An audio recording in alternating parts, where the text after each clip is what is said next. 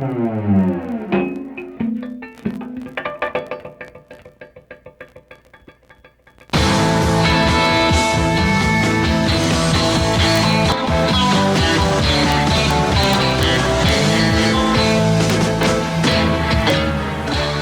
Wednesday, September 29th, and the Al Franken Show is on the air. It's the day before the first presidential debate, and we are joining the fight with a 3-hour pre-buttal that will leave the president speechless. And because today is also a good ribbon day, we'll be road testing our arguments on the patrons of Poole's Barbecue of East Ellijay, Georgia. Plus an irrefutable guest lineup, author David Marinus, not to mention Howard the Howitzer Dean. It's all happening here on the Al Franken Show. Welcome back to the show. I'm Al Franken. With me, of course, I'm Catherine Lanford. And we got a packed show today. Yes, we do. First, we'd like to welcome our new affiliate, a city called San Francisco. Hooray! KQKE 960 AM, The Quake. Little AM humor, I guess. I guess so. They have, as you know, they're near the San Andreas Fault, and we will be visiting them Friday, the 1st of October, and be doing a show there. That's this Friday. This Friday. That's very exciting. We are starting our road trip. After we finish the show, we're on a plane, San Diego. Tomorrow's show is from San Diego. Meg Ryan is joining us for the show. Oh, how wonderful. Yeah, she's going to do we have today, now, for those of you who are in San Francisco, you won't know that we've done this before unless you've been listening on AirAmericaRadio.com. We are the number one provider of live streamed audio. So I'm sure many of San Francisco know the Good Ribbon segment. But let's explain it anyway for those first-time listeners. Okay, this is John Marcus, who is our Good Ribbon correspondent. He had the idea, and he called it Good Ribbon. And here's the idea. John is a barbecue maven. He competes in barbecue contests, and he has been going around the country to great barbecue places. He only picks the best. And today he is at Colonel Poole's at in East Ellijay, Georgia. This is Poole's Barbecue. And the guy owns it is a Kentucky colonel, but he's in there in Georgia.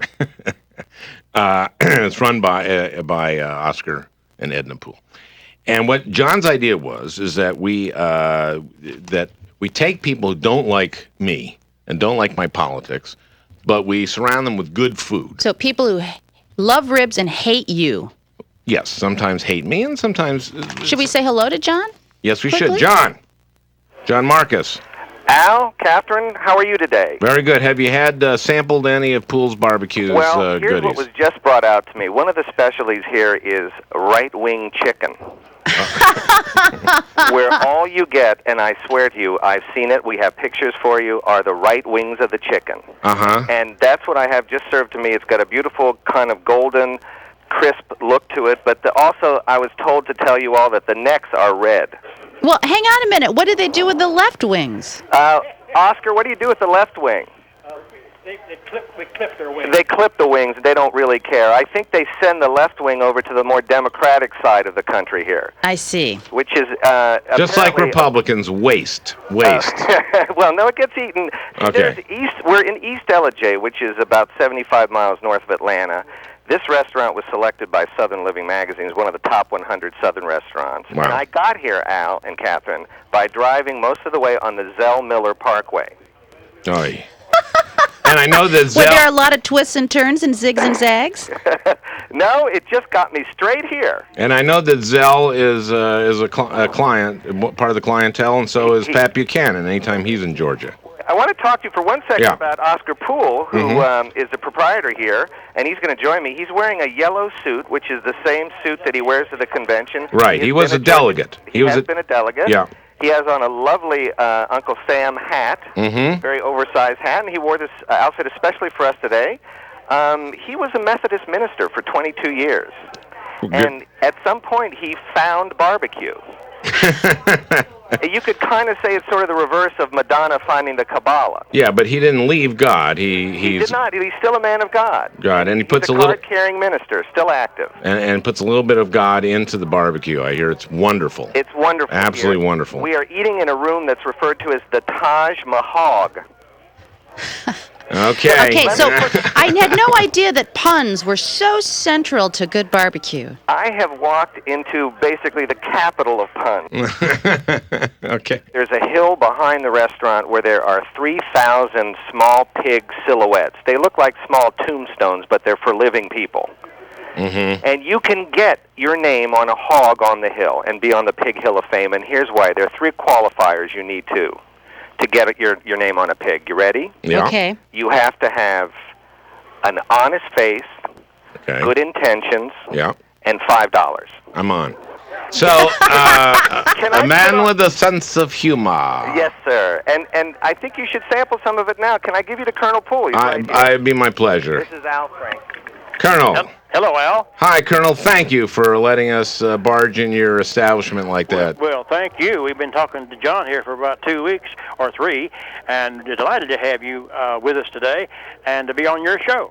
Well, thank you, and we're just delighted to be down there. And I understand you have a few people who want to talk to me, but now you are yourself a Republican. You were a delegate at the last convention. I was not a delegate at the last convention. I was in '96. Oh, okay. I was just a guest of the Georgia delegation this past RNC. I was in your city a couple weeks ago. Yes, you were. The whole thing, and I got the advantage of attending the entire convention as a guest, my wife and I. In fact, if anybody's listening who saw 2 guys in yellow suits, it was my wife and me. Okay, so a guy and a gal. Oh, well, my wife. Yeah, okay. And now you are obviously a Republican. Pat Buchanan Yes. Well, and Zell Miller are frequent clients, right? Yes. Zell Miller just lives down the road from us, just a few miles away. And now, what did you think of his speech? Do you think it was negative enough? Well, he was mad, he was angry, and I thought he spoke from his heart. Mm-hmm. And I was pleased with that. I thought he spoke from his spleen. Well, maybe he did, but I think he was whatever it is he spoke that. Now, let me ask you about the thing. Do you remember the litany of? Do you remember the speech very well?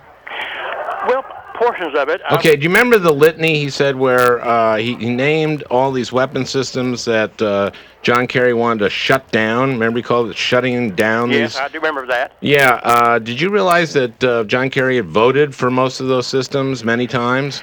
Well, and that John McCain had voted against them? I'm not qualified to address that. I just not. I'm not informed about that. If what I was saying were true, would it bother you that your friend Zell Miller said stuff that wasn't exactly true? Well, it would bother me if anybody misrepresented the truth. Good. Thank you for saying that, and thank you for your hospitality. Well, you're welcome. By the way, thanks for sending John Marcus down here. He's a great guy. Isn't he a great guy? And listen, I just so appreciate, we love these segments because what we're trying to do is establish that people can disagree and be agreeable and then do it around good food. And John says your barbecue is world class. A little later, we'll be talking to some of your clientele who I understand have a difference of opinion with me. Yes, and I'll be listening in. Okay, thank you, Colonel. And thank you, Al. He is a Kentucky colonel. Now, by the way, that means nothing. It's a racket. It's like being knighted. Right. Yeah, in Kentucky. But anyway, we're going to take a break now. We got just an amazing show. We will be right back. This is the Al Franken Show here on Air America Radio.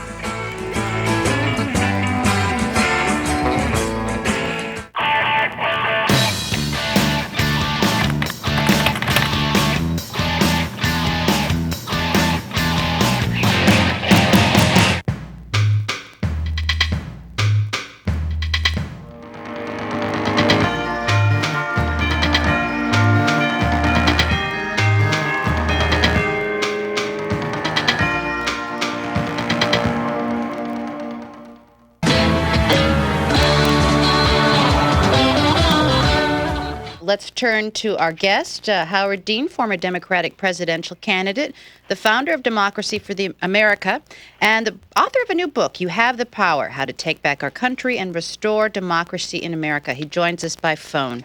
Hey, Welcome. Howard. Hey, how are you doing, Al? Very well, Governor. So tomorrow night, if you were up there, if you had to occupy John Kerry's body, which I'm not asking you to do. That'd be a tough stretch. He's about a foot taller than I am. Well, that's how you actually could occupy his body. But anyway, never mind. So let's say you're up there. What do you do? What do you do? Well, I think John has got a great opportunity. In an election like this, there are two decisions that you have to make, not one. Last time it was, who do you want, Al Gore or George Bush? 1996, however, it was, do you think Bill Clinton ought to be reelected? If the answer is yes, you never get to the next question, and the answer was yes. This year the first question is, do you think George Bush ought to be reelected? Most people think no. If you look at the polls, every single one, they all disagree on whether George Bush is ahead or it's even or whatever. But none of them disagree that the majority of Americans think America's going in the wrong direction. That's a pink slip for the chief executive. Right. Now, the second question, however, is, does the guy who's running against the chief executive who's about to get the pink slip, can he be president? That's the question that hasn't been answered yet. So tomorrow, for the first time since the end of the convention in July, John Kerry has the opportunity to make his case directly to the American people about what kind of a chief executive he ought to be. All those $300 million worth of slimy ads the White House has been putting out all go out the window. Don't make any difference. Tomorrow, people and John Kerry are going to meet directly. It's odd. It's an odd thing to say because George Bush is an excellent debater. Although this is probably the first debate he won't be underestimated in his career. But he's irrelevant in this debate because what really matters is the connection between John Kerry and the American people. Bush has won these debates he's been in. But we're talking about Ann Richards and you're talking about Al Gore. Yeah. But because he was a challenger, he's got a record to defend. Now, for Kerry to do what you feel that he needs to do to establish himself, exceed that bar, what does he have to do regarding this guy's record? He doesn't have to spend a lot of time on George Bush's record. People know what George Bush's record is. Don't forget, the majority of American people think America is going in the wrong direction. That means they don't like the direction George Bush is taking them in. So he doesn't have to worry about George Bush. The people already know that he hasn't been a particularly good president. What they would need to do is see that John Kerry can be a good president. And if John Kerry does that tomorrow night, the election's over. And he does that how? He does that by saying... I think you do it by being yourself, by going out. You know, a lot of talk about how I lost and the media did this and all that stuff. And the truth is, John Kerry also won the Iowa primaries. He pulled himself together after not a very good campaign, got really well organized, honed his message, talked about the things that deeply mattered to him, and kicked my ass. You know, he can do it. I know he's got it in him to do this. Unfortunately, Bill Weld and I are the two people who have the most experience with this, and right. I think he can do it. So tell me what you're up to these days in terms of mobilizing people. I know that you are a number of, a lot of people in your organization are running for office. We've got 1,000 people running for office, 100 of whom we've put on our national list. I'm campaigning all over the place for John Kerry and John Edwards. But mostly what we're trying to do is get people out. We're cooperating with other Democratic organizations like Move On and like 21st Century Democrats and Progressive Majority that mobilize the vote. I've always believed that the way to win elections is to mobilize your own vote. Don't worry so much about the swing voters. Just get the people who already like you out to vote. Right, and we're doing a great job of that, right? We are doing a good job of it. Now, we've done a fantastic job of registration. Mm-hmm. But that's not good enough. You can register all the people you want. If you don't get them to the polls, you wasted your time. So I was very pleased to see over the weekend the enormous advantage that the Democrats have had, 4, 5, 6 to 1, 10 to 1 in some places, in getting our people registered. Now we've got to get every single one of those people to the polls. And if we do, we're going to win. And if our listeners are always looking for stuff to do, right? Yep. What can they do? What can they do to get our vote out? What can our listeners who so badly want this change, What can they do? There's a bunch of different things they can do. Naturally, I'll start with my own organization. They can go to democracyforamerica.com, look it up, find out where the nearest meetup is, which is next week. It's the first Wednesday every month, and go to that meetup, and we'll give you instructions about how to get people's vote out in your own community. And if you're not in a community where there's a lot of action, we'll get you to go to the next door swing state and hook you up with people who are going to be getting out the vote there. That's democracyforamerica.com. MoveOn.org has a big mobilization effort as well. So there are lots of things that people can do. And these involve what? Phone banks? They involve phone banks. In our case, it involves hooking up with local people who already have great folks on the ground. Our philosophy is if you start at the local level, you really build the party. I told you we had 1,000 candidates. Most of those are not running for federal office. They're people who've never run for office before. And one of them knocked off Teresa Lepore, who was the inventor of the butterfly ballot in Palm Beach County. She won't be counting votes in Florida anymore. And she was blowing it this year, too. She sent out instructions that were wrong, right? And she's gone. On the absentee, She is gone. And we got another guy who's only 8 points behind Tom DeLay. Oh, that guy is great, by the way. Isn't he great? He's one of our guys, and there's 998 more like him. The first thing we have to do is win this election and many others, and take back the House and the Senate. And we're going on a big tour, on a big road tour. We're going to California, but then we're going to Colorado and Minnesota. And that's right. Wisconsin, and then we're going to Ohio. Then we're going to Michigan. And we're going to South Carolina. We're going to go to Montana and Texas. Yeah, you know that. That's what we're doing. Al, you must be on Valium today. God, you just really get cranked up, right? Yeah. Well, the radio is I figure is a medium where you want to have the listener come in and sit on your lap. Is that right? I don't know. By the way, Rush Limbaugh does it? No, he doesn't. He lies. Boy, man, oh man, is he bad. We have been playing lately some really horrible stuff that he's been saying. Do we now? Are we down? Let's explain. A good ribbon, of course, is this segment, Governor, where we go to a great ribs place, usually in the South, where people love ribs and hate Al. And we're going to go now to Georgia, to East Ellijay. I think I have that right. Yes, it is Georgia. I'm sorry. It's Oscar Poole's establishment. And we're going to go now to John Marcus. He is our good ribbon correspondent. He's going to hand us off to a guest that we can all talk to. Hey, John. Hey, Al, Catherine, Dr. Dean. Hi, how are you? Very well. I'm enjoying, you should know, a piece of deep-fried apple pie with ice cream. It's fantastic. Deep-fried apple pie. So you make an apple pie, then you deep fry it. You stick it down in peanut because it doesn't have enough calories alone. Gee whiz. And it's great. It's a delicacy in my mind. Apples are really good in this part of Georgia, and this is the season, and someone made me this special. See, this is how we do it, Governor. We start with food, and then we go into very hostile political talk. Rather quickly. Well, I'm going to put on a gentleman named Joe McCutchen. Joe McCutchen has the distinction of being the #1 call-in guy to talk shows in the nation. I thought that meant originally he had the #1 call-in show. He's the #1 guy to call into shows in the nation. Oh, in other words, you... Who ranks that? Joe... you can ask him. Okay. And his specialty is taxes and spending, by the way, and his goal in life is to be the best friend of the American taxpayer. Hey, you know what? I got more in common with this guy than George Bush does. Let me put him on. Here's Joe McCutchen. Hey, Dr. Dean, great to talk to you, and great, Al, to be on your wonderful show. I have a lot of respect for you. Well, I appreciate it. I don't know what party you're in, but if you're interested in taxing and spending, you're a lot closer to me than you are for the guys in the White House now. Well, I've really enjoyed the Bush tax cuts, and where we're sitting today, Colonel Poole started this barbecue with no money 14 years ago, and today he's a multimillionaire because of the low taxes. And hopefully, now we do need to cut some spending. I think we do need to deal with that enormous $500 billion deficit. We do need to do that. But I really believe the Bush tax cuts. I have some stock holdings, and boy, I tell you, since I bought my stock holdings, those Bush tax cuts, man, I feel I'm really energized and fired up about Bush. I can't wait to get to the polls and vote for that great American.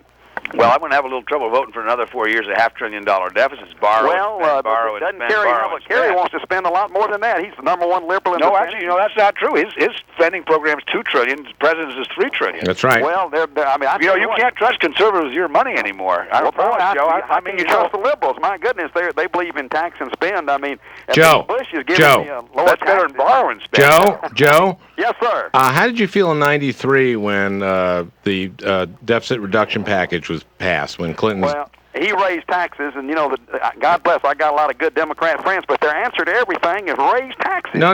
How did you feel about that package? I asked you a question. I didn't like it. I thought any time you raise taxes on the American people, my goal is to be the best friend of the American people. Okay, but hang on here. Do you believe that the highest marginal tax rate should be 0?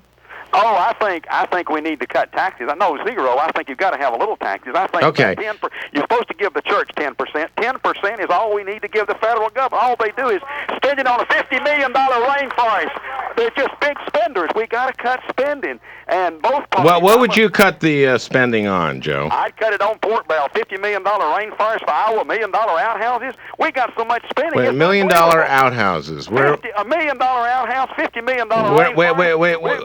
They're spending like drunken sailors, and the American people need to wake Governor, up and stop this spending. Do you know what the hell he's talking about?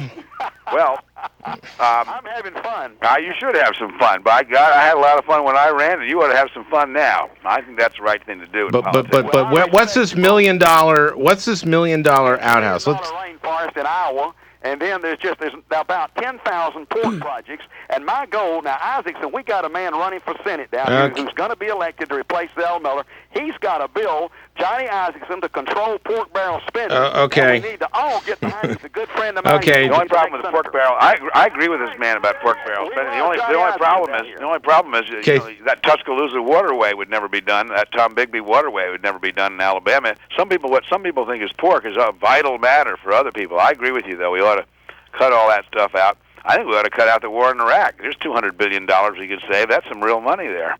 Or Joe was talking about tax and spend, but the thing is, these guys are borrow and spend. They're borrowing it from their grandchildren. I mean, somebody may be a millionaire, but their grandchildren aren't going to be. Howard Dean, you have the power. You can get that on Al Go Franken. to the AlFrankenshow.com. Thank you.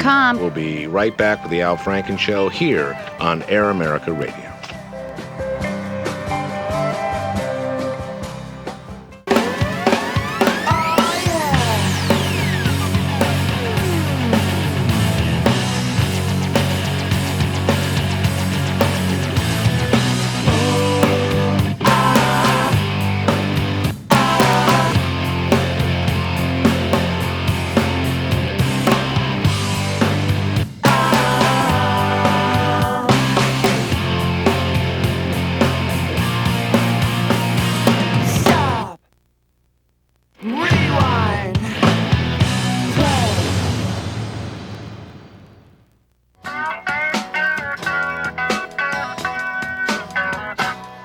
You're listening to The Al Franken Show. I'm Catherine Lanford. I'm Al Franken, and the president seems to be in a bit of denial about how things are going on in Iraq, according to the CIA, and also in Afghanistan. Listen to what the president said Monday in Springfield, Ohio. He said, as a result of the United States military, the Taliban is no longer in existence. The Taliban is no longer in existence. This from the Washington Post. The pre-election period has been marred by repeated attacks against voter registration workers and facilities, mostly carried out by Taliban forces. The Taliban has vowed to sabotage the election. This from the New York Times this past Sunday. Taliban attacks aside, huge question looms over Afghanistan's first ever election on October 9th. This is from Republican Congressman of Texas, Representative, I guess, Paul, who says there's estimates that 90% of the country, at least a very large percent of the country, is under occupation of the Taliban and the warlords.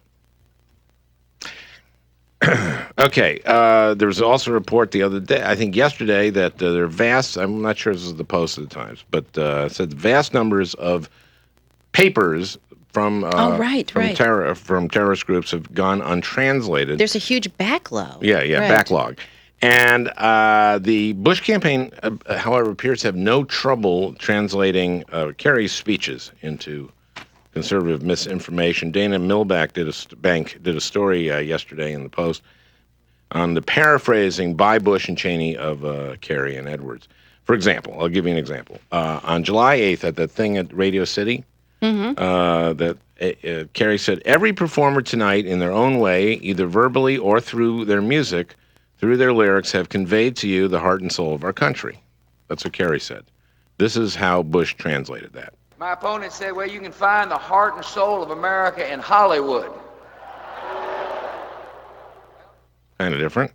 Here's another thing Kerry says. Listen to this. My goal, my diplomacy, my statesmanship is to get our troops reduced in number, and I believe if you do the statesmanship properly, this is Kerry, I believe you do the statesmanship properly. I believe if you do the kind of alliance building that is available to us, that it's appropriate to have a goal of reducing the troops over that period of time. He's talking about the first 6 months of a Kerry administration.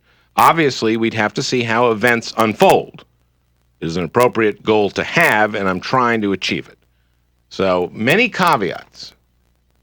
If we build the kind of alliance that we need to build, if things, go the way we want them to go. This is Bush's translation. Okay. I took exception when my opponent said if he's elected, we'll substantially reduce the troops in 6 months. He shouldn't have said that. See, it sends a mixed signal to the enemy's starters. So the enemy hangs around for 6 months, and one day it says, maybe America isn't going to keep its word. That's interesting you would do all of this because it brings us to our first in-studio guest today, Tucker Reynolds. He heads the Bush campaign's communication unit that's in charge of taking statements by John Kerry and then paraphrasing them dishonestly. Pleasure being here. Now, was that a fair characterization of what you do? Oh, yeah. What we do is comb through Kerry's speeches and find things he says that can be twisted to mean the opposite of what he intended to say. Do you ever use a computer in your work? Yes. We have a software program that we outsource to India, which can take any sentence, alter it, and make it mean almost anything you want. But there's really no substitute for a good old dishonest human being, and that's where I come in along with my staff. You have a staff? Yes, we have a great team of young people from the Heritage Foundation whose backgrounds have made them absolutely ideal for this kind of challenging work. Can you give me an example of how you manipulate? Sorry, maybe that's the wrong word. Oh, don't be silly. That's exactly what we do. But I think I know where you're going with that. Now, you say something positive, okay? And I will take your very own words, shift them around, and use them to attack you. Okay. Wow. How about this? We at Air America are thrilled by our recent success, which includes 34 affiliates, including over a dozen in the past month. Clearly, we are developing a large and loyal following and presenting both an ideological and commercial challenge to right-wing radio. Okay. I think I got it. Okay. It seems Catherine Lanford, the spokesperson for the obscure, floundering Air America Radio, is saying that conservative radio can't work in this country. May I point out that Rush Limbaugh is heard in over 600 markets, while by Ms. Lanford's own admission, Air America Radio has fallen to a mere dozen stations. Wow, to do this, you have to do a certain amount of outright misquoting, don't you? I prefer to think of it as mishearing. Wow. That is a whole new level of dishonesty. Thank you. It's high praise coming from a proven liar like you. Okay, that's enough. Goodbye, Mr. Tucker. It was... Reynolds. Mr. Tucker Reynolds, good to have you here. Goodbye. And those sound effects mean you've just heard one of our patented classic comedy segments. We hope you enjoy it. This is Al Franken. You're listening to The Al Franken Show here on Air America Radio.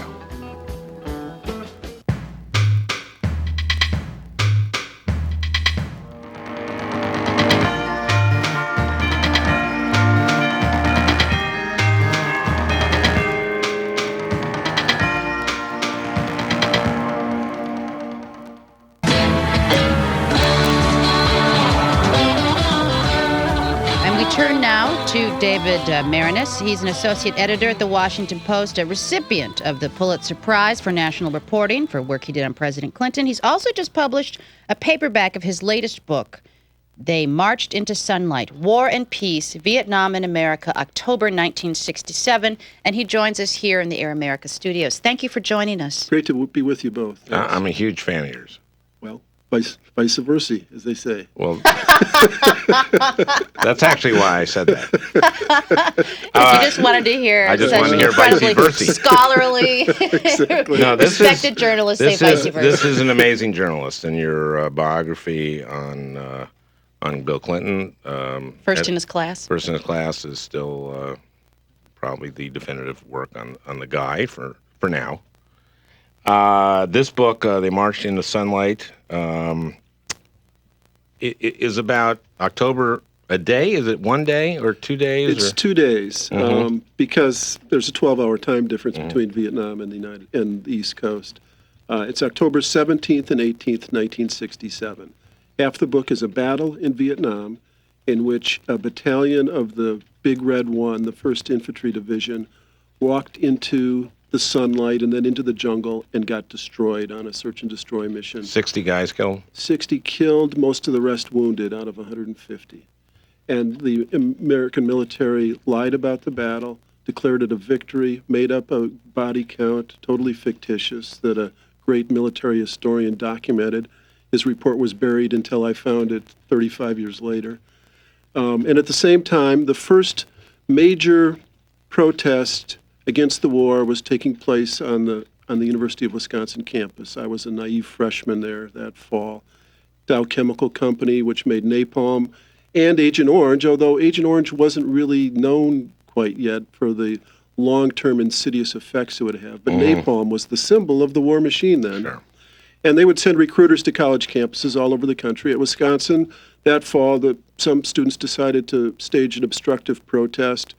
The administration didn't know how to handle it, let the Madison police come in, and a riot ensued and a lot of bloody heads. Why did you decide to use this kind of construct?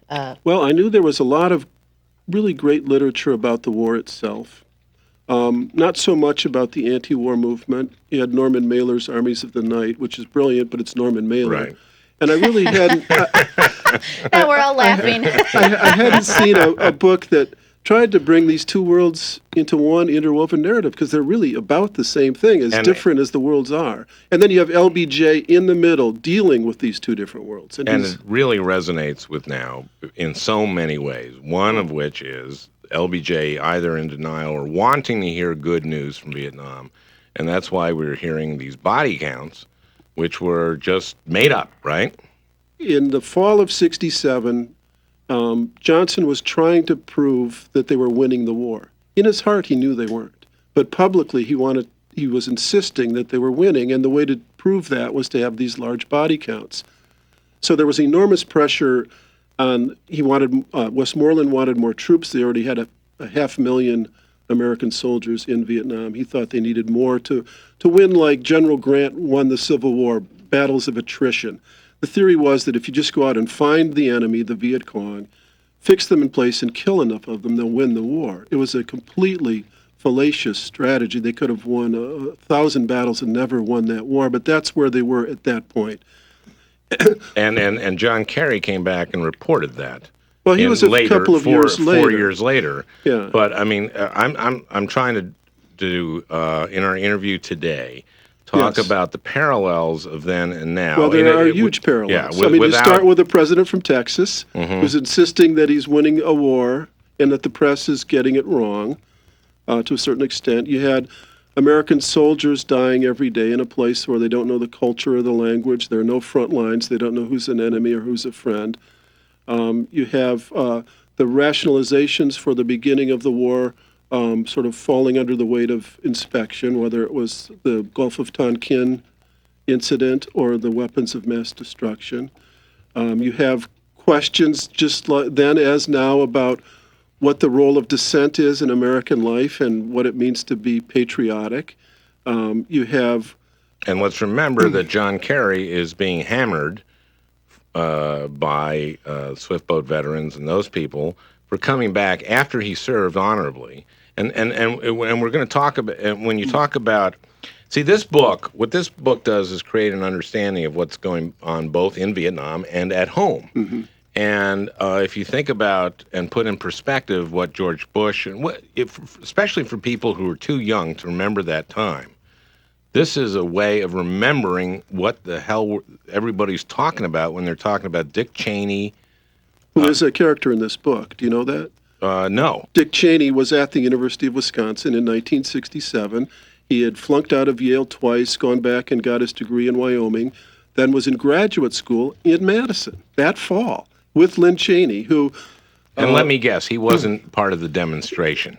Dick Cheney was not against the war. No. He wasn't for the war. He just didn't want anything to do with the war. He had other priorities. He had other priorities. And, when I interviewed him in the White House, he felt no guilt about supporting the war but not wanting to go to Vietnam. He said, he just wanted to get on with his life. Vietnam was just a distraction. Did you ask him the fact that other people had to fight this war that you supported? I did. It had he showed absolutely no... So what we have is a man who is demonstrably amoral. That's what you can say. I'm just telling you what he said to me. I know, but it took you a long time to construct that answer. What I'm saying is, man... He didn't show me much conscience about it. Yeah, I mean, I was against the war. I demonstrated against the war. I feel terrible that other guys, I did what I thought I could to end it. But a guy who was for the war and just said, well, it would have been, it would be a big inconvenience for me to have gone. I think it's really interesting that most of the architects of the Iraq War fit that Cheney archetype, where they weren't against the Vietnam War, they weren't for it, they just didn't want anything to do with it. That's Wolfowitz, Bill Kristol, and the president. Your book has been described as a good one for people who didn't live through the Vietnam era. If they wanted to get a sort of 360 sense of what it was like, your book is a very good starting point. So, for those people who are listening right now, what are the lessons that we should be applying to what's going on right now? Well, there are lessons from many different perspectives. One of the lessons of Vietnam was that you could win all the battles and still lose that war.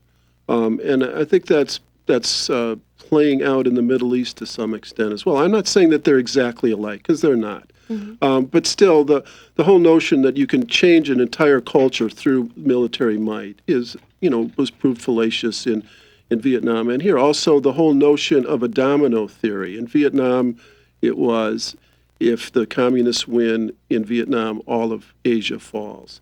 In the Middle East, the neoconservative argument is, if you make a democracy out of Iraq, all of the Middle East suddenly is democratic. Sort of a reverse domino theory. They'll all jump up. And these are lessons of history that you can study. It doesn't mean that you apply them exactly the same, but it makes you think about these repetitive cycles of history and human nature.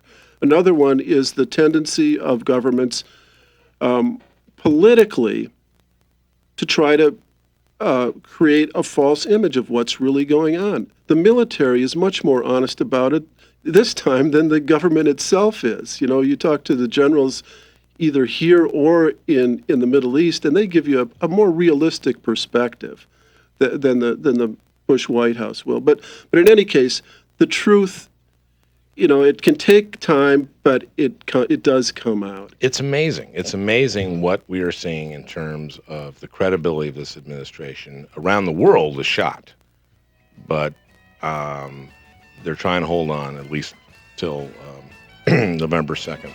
They Marched into Sunlight. That's David Marinis's new book, and you can get it on our blog. That's right. Go to thealfrankenshow.com to get to the Air America Radio Bookshop.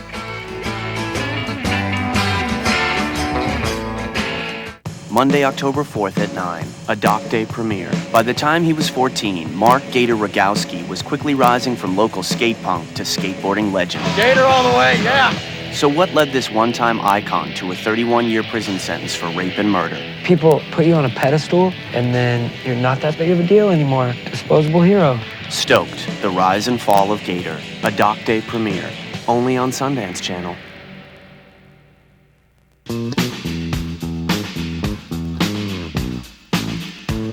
And to those of you who are listening for the first time, this music signals it's time for our check-in with our resident ditto head, Al's old pal, Mark Luther. Hey, Mark. Hey, Al. Hey, Catherine. Hi. Now, Mark, I'd like to go over something we did last Friday. This is Rush on September 21st. Can I set it up, though? Yeah, sure. The word we're looking for is excessive. Okay, you go with this. You go with this defense. This is what Rush Limbaugh said on 9/21/4 about Kofi Annan's speech at the UN. And guess what nation? He mentioned one nation when he talked about excessive violence in the world. Israel. Absolutely right. The anti-Semitic, bigoted United Nations was in full form and flower today. Mentions Israel. Of all places. There was not one condemnation of terrorism from Kofi Annan in his speech. He made a reference to it, but there wasn't a condemnation of it. Okay, now let's remember, this is what Kofi Annan actually said. Now look for the word. Well, we'll look for the word excessive violence. That's what you want, right? Right. Okay. Or excessive use of force. Oh, no. He said excessive violence, so let's go. In Iraq, we see civilians massacred in cold blood, while relief workers, journalists, and other non-combatants are taken hostage and put to death in the most barbarous fashion. At the same time, we have seen Iraqi prisoners disgracefully abused.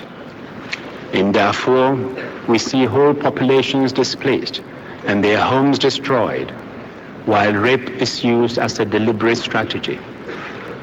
In northern Uganda, we have seen children mutilated and forced to take part in acts of unspeakable cruelty. In Beslan, we have seen children taken hostage and brutally massacred.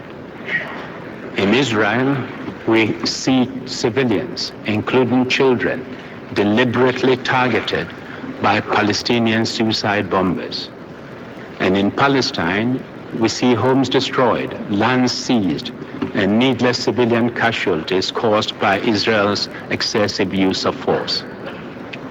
And all over the world, we see people being prepared for further such acts through hate propaganda directed at Jews, Muslims, against anyone who can be identified as different from one's own group. Excellencies, no cause, no grievance, however legitimate in itself, can begin to justify such acts. Okay, now, Luke, I went off on this because Rush says he mentioned one nation when he talked about excessive violence in the world. Right.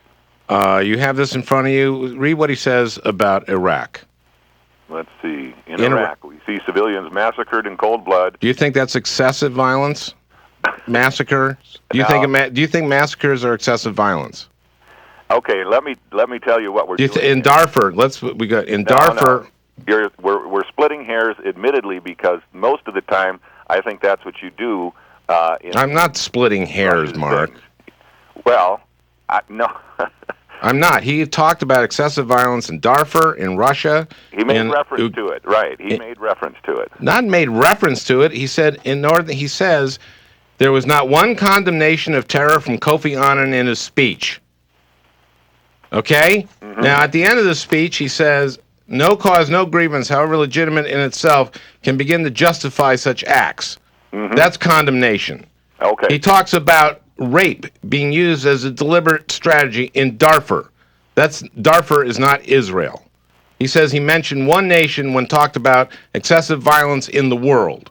He talks about Uganda. We have seen children mutilate. Is that excessive violence to you or not? In Beslan, was that excessive violence? Of course. Okay. So what you are now, your defense is they only use the word excessive in regard to Israel. Right. That's your defense. Well, I hate to. So who's splitting hairs, Mark? Who's splitting hairs here, Mark? Well, you should be embarrassed. The bigger issue is that the UN is anti-Israel. That's not the bigger issue. The bigger issue that's the issue that Rush conveys to his audience, and I think no. What he does to his audience is lie, and what he is saying here is that Kofi Annan mentioned one nation when he talked about excessive violence in the world, and he did nothing of the sort. And if you want to start talking, we're not going to have the debate on whether the United Nations and this is a measured speech when talking about Israel. He talks about in Israel we see civilians, including children, deliberately targeted by Palestinian suicide bombers. That is a condemnation of suicide bombers. He is even-handed here. And for you, so what happened is, after I went off on you on this, you said that, you have a fan on our blog who sent you the transcript and pointed out that he only used the word excessive in regard to Israel. Mm-hmm. And that was your defense. You kind of said, hey, we got you. I got you. But I'm asking you now, did he say we only use the word excessive in regard to Israel? No, he mentioned one nation. He mentioned one nation when he talked about excessive violence in the world. Do you think he was trying to mislead his audience, Mark? Do you think he was trying to mislead people? Do you think he's trying to mislead people? It's a pretty simple question. Yeah, Al, I guess I'm going to have to say I think that he wants to point out that the UN is anti-Israel, and it's. Do you think he was trying to mislead people? Do you think he was trying to mislead people? You think he was trying to mislead people, Mark? Okay, you don't have to answer. That's sufficient enough for me that you can't even answer that. I'll answer it for you. I think that he's trying to make the point that the That's UN not the is answer. Anti-Israel. That's not the answer. The answer is that he was deliberately mischaracterizing Kofi Annan's speech in order to make a point, and that he evidently doesn't have enough facts behind him and enough truth behind him to make his point. And your guy, your demagogue, is lying and misrepresenting, and you should be ashamed of your unwillingness to admit. When I say, is he misleading people, you can't even get yourself to say it. Okay, I'll say it. He misled about Kofi's speech. Thank you. Well, Mark, it's going to be great to see you in Denver. It sure is going to be fun. Love you, pal. I love you, Al. Okay, bye. Mark Luther. Oh, man, I hate to do that to my friend, but gee whiz.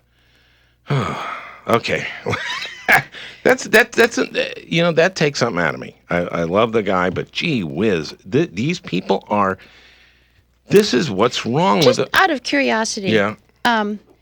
Is there like an end game here with Mark? I mean, no. Because every day he basically says. I don't think so. Okay, all right. I thought I'd check in. I'm waiting for him to go, you know what, Al? You want him to have a conversion moment like Ed Schultz. Yes. I want him to go, I should probably listen to something else. Okay, let's go down. Let's go down to East LNJ, Georgia, to Oscar Poole's a barbecue place. We've got our Good Ribbon correspondent, John Marcus, standing by. John? Catherine, Al, how you doing? All right. I was just behind the restaurant, me and Colonel Poole. We were posing for pictures on the Pig Hill of Fame. It was a very emotional moment for me, I have to tell you. And for us, too. Really? Well, you'll to hear about it, my hair is on my arm is standing on end. Well, as a barbecuer for me, Al, in all seriousness, it's like seeing the Statue of the Liberty for the first time, It was really just exciting, and we have a small announcement that we want to make for you. And hold on one second. Okay. Hey, Al? Yes, Oscar. I have you a pig here, and it's a temporary pig, Al Franken, ALFRANKEN. That's right. And we're going to put it on the left side of the hill. Now, I've taken his word, John's, that you have an honest face. I do. And you have good intentions, he says, and you owe him $5. All right. Well, thank you, Oscar. It's an honor to be on the hill. And with that. We say goodbye. Thank you for lending us your place.